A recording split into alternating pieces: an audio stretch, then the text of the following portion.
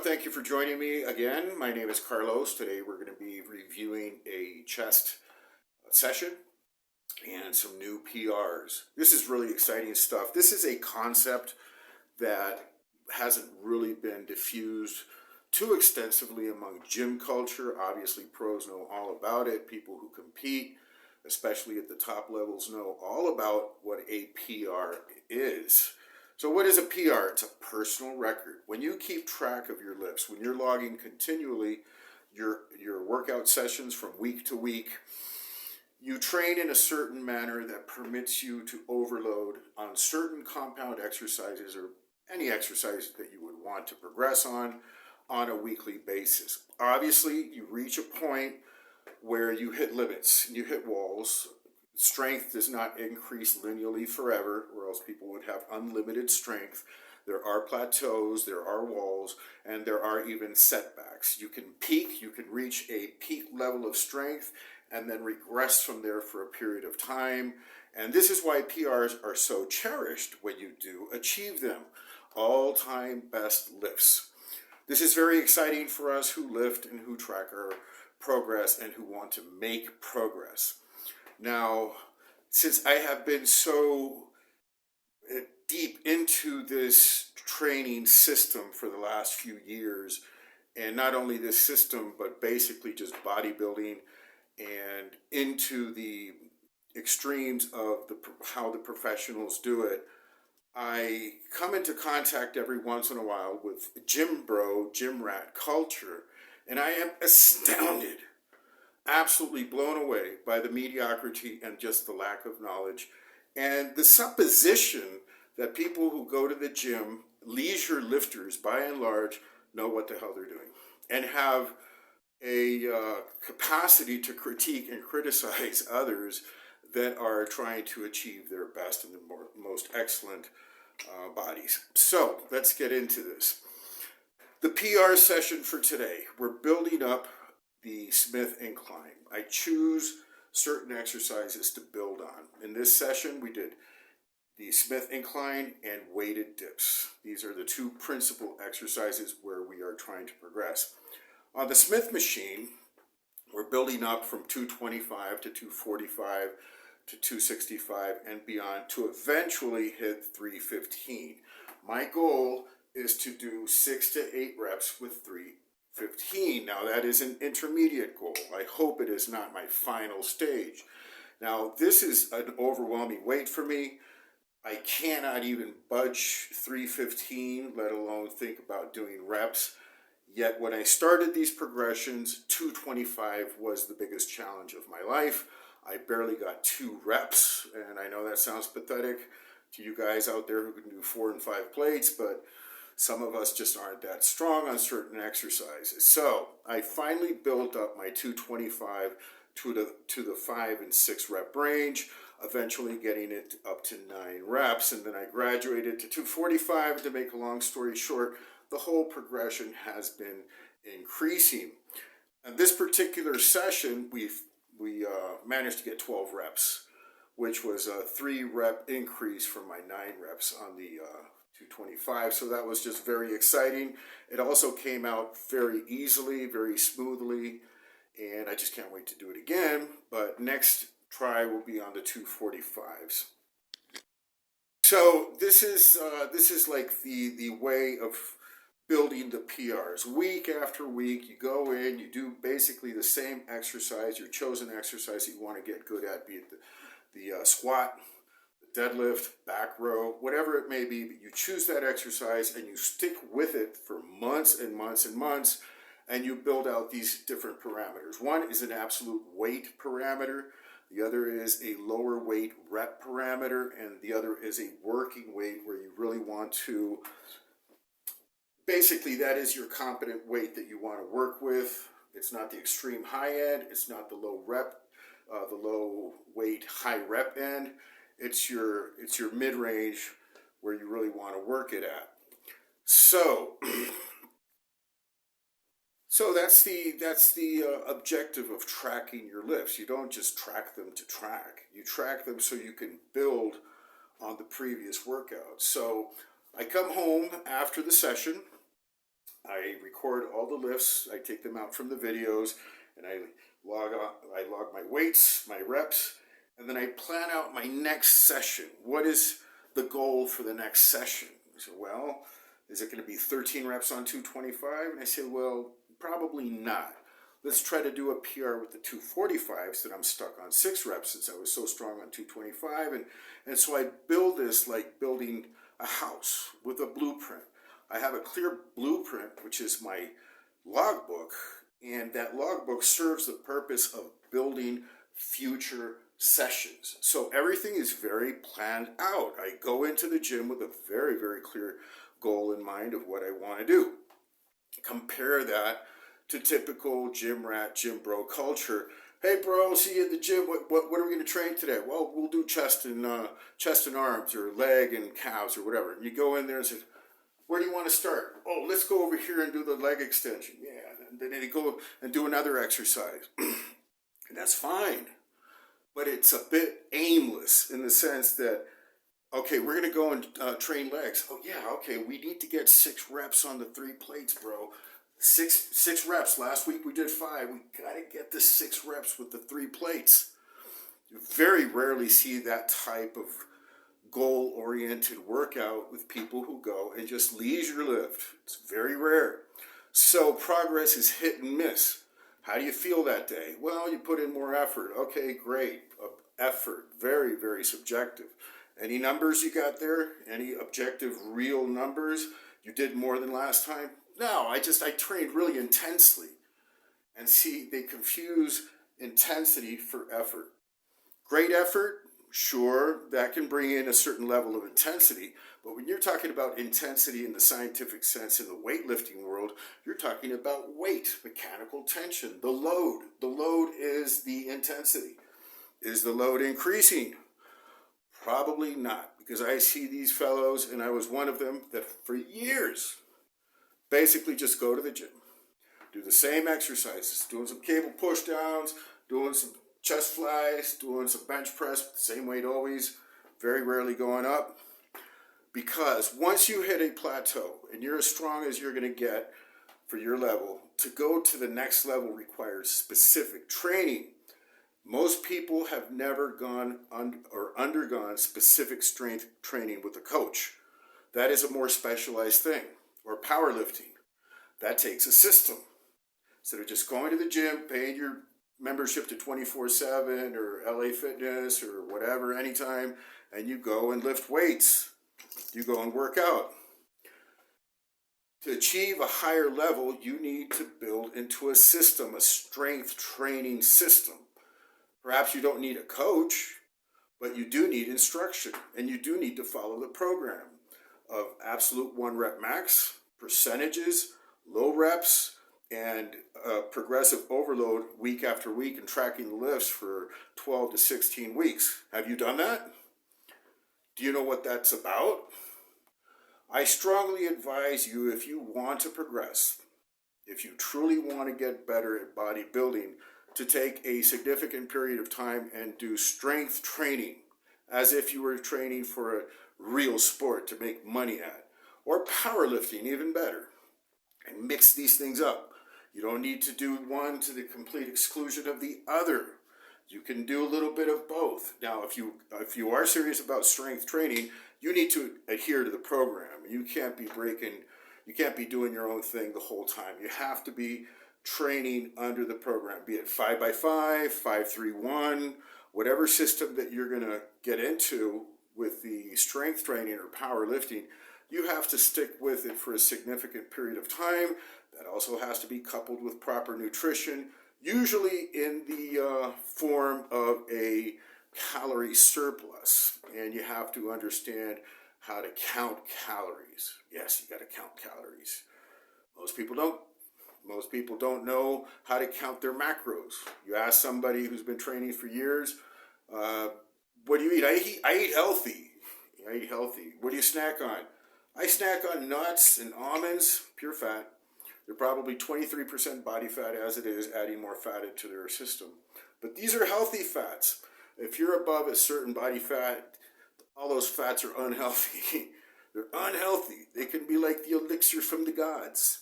It's still going to get you sick if you're above and beyond a certain body fat and you're adding more dietary fat into it. It's not healthy. You don't need that fat. But people are clueless because they don't count their macros. Once a person knows how to count their macros, how much protein, how much fat, how many calories, they will be blown away by how sloppy and half-assed their nutrition actually was. How they were under-eating protein. They were overeating fats mostly. Carbohydrates, hit and miss.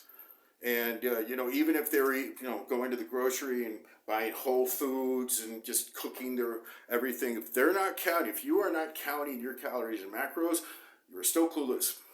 You're under-eating protein, almost guaranteed.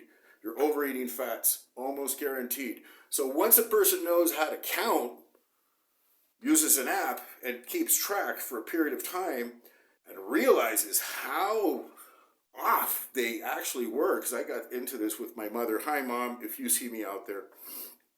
And once she learned how to track and count, she was astounded. And she has a garden.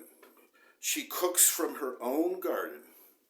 And yet she was overeating fats. She was adding fats to salads and all these type of things. And once she learned how to count these things, it radically and forever changed her perspective on what healthy food and nutrition actually is. So I am certain that all those out there that do not count and have not counted are under the same category. So I strongly advise, if anybody out there wants to progress, first of all, get into a strength training program, a real program, not just a hit and miss. Do 5 sets of 8 biceps curls and these pyramid systems from 50 years ago, from a bygone era, that work under certain criteria and certain circumstances, but will never get you strong, unless you're one of these really big, strong people anyways. And in spite of all adversity, you will achieve your goals anyways. But for most people, get a strength training program. Pay a coach if need be. Second of all, learn how to track your calories and count your macros, for God's sakes. Once you know how to do that, you take a little bit of effort and time to learn how to do that, you'll forever change. You will not go back to the way you were. You'll never see a dinner at a restaurant the same way. Once you start counting that chicken, that Monterey chicken, yeah, it's not 10 grams of fat. It's got like 150 grams of fat, which is like, 3 days portion there of pure fat. And once you count all these things, you say, oh my God, it's like I'll never reach my goal if I'm going to eat like that. I got to eat a certain way. And that's when people start change. And once you change your diet, once you radically get on a nutrition program, you will see the quickest changes in your body that you will ever see. Be enhanced, natty, whatever. Food is the number one potentiator and changer of physique that there is. Second, PEDs, obviously, and third is exercise. So I'll leave you with those thoughts and with the training video here narrated with the chest session. That'll be all for today. God bless you all. Please don't forget to subscribe. Thank you for joining me on this journey. We'll see you in the next episode. So today was a very exciting chest day. As usual, we warm up with our abdominal training. We do a few sets here on this ab cruncher, which is a plate-loaded ab crunch machine. Absolutely perfect ergonomics for my personal biometrics. And I like to combine this with the hanging leg raise, which is also a highly effective exercise. Today I only did this one exercise. I did 3 or 4 sets, got 2 of them on the camera. And here, like just any other hypertrophy exercise, some speed work, slow stretch, time under tension. We move it in all different tempos and speeds. Here I'm going for speed. Now we get into the meat and potatoes. I had waited all week long for this set, for this for the chest exercises, for this PR session. And yeah, warming up with 1 plate, 1 in a 5 kilo, 10 kilo, just taking the sequence very slowly on the way up. I refed on the weekend. I carb loaded. I did not do excessive amounts of shoulders on Friday. This is a Monday video, so I was ready to go. I was ready to go. But still, there's always a little bit of trepidation. Once I hit here with 200 pounds, it's starting to feel, it felt pretty easy, as a matter of fact. It felt very light.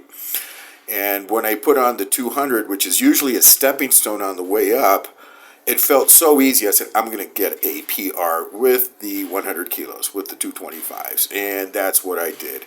I just grip and rip. My previous PR was 9 reps. 9 reps, all-time best PR ever. I've never been able to do more than that on the incline Smith. And today I got 12. And it felt freaking easy. The feeling of achievement, the feeling of just knowing that I'm stronger is indescribable. Now here's the working weight that I'm using now, 110 kilos, 245 pounds, and my PR is 6, and I'm kind of stuck between 5 and 6. I haven't been able to hit a PR here yet, but you know, with the 100 kilos, good enough. And here I bombed with the 285, so I did a partial and just barely got it. Did a back offset with the 2 plates again, doing very slow or slower reps. And that was it. I satisfied with the session as it was going. Now, here is another PR movement.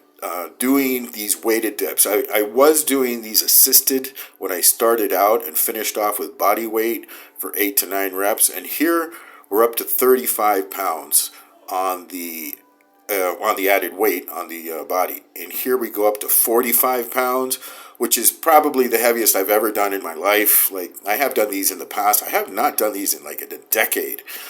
But back into it and feeling really good. Like, just feeling very strong, going all the way down, full range of motion. And here I go for a PR. Definitely, I've never done this before. 55 pounds. It was swinging a little bit, hard to control the momentum, yet I did go all the way down, full range of motion, and on the 3rd rep, just going all the way down and contracting. So that was great. I had 2 PRs in the same day. Now we're adding isolation trap work on chest day, just because the traps in the upper back in general is the antagonistic muscle that supports chest pressing movements, and so it is important to have a highly developed upper back, traps, rhomboids, if you want to increase your bench press. Here we're doing trap shrugs with 105 pounds and just trying to go for the full stretch and full contraction. Now, I know some people like to do these completely vertical, standing up straight, but the function of the trap is to contract the upper back, and you don't need to hunch, you don't need to stand straight up. Actually, the more hunched over or angled you are, the better the trap involvement. So that's the rationale here, and it is working. You know, I've been doing these for the last month, maybe last 3 weeks probably, and it's just too light. It's like these 105, so I'm doing like 18 reps on each side. I'm gonna have to figure out something new to build up more strength, perhaps on the Smith machine. Just grab it with one arm, and you know, I can plate load that up until, you know, ridiculous amounts of weight. So probably that's going to be the way to go from now on. On the Smith machine, I'll do the one arm trap, because it doesn't feel the same to do it with the deadlift or with the just straight shrugs with the bar. It feels much more effective when I do it one arm at a time. Absolutely feels much more effective. I feel the DOMs to a greater extent, which is the delayed onset of muscle soreness. So I'm excuse me, I'm starting to whittle down my exercises to those that I know that are extremely effective. Now here, we're doing the incline cable flies, trying to get as great a stretch at the bottom as possible, just really trying to stretch and load under tension, which is how the muscle grows most effectively, when it's stretched under load and then at full contraction, obviously. So here we did like 4 or 5 sets. Started out with very light weight, just trying to get the range, get the coordination happening, get everything just perfect, just so.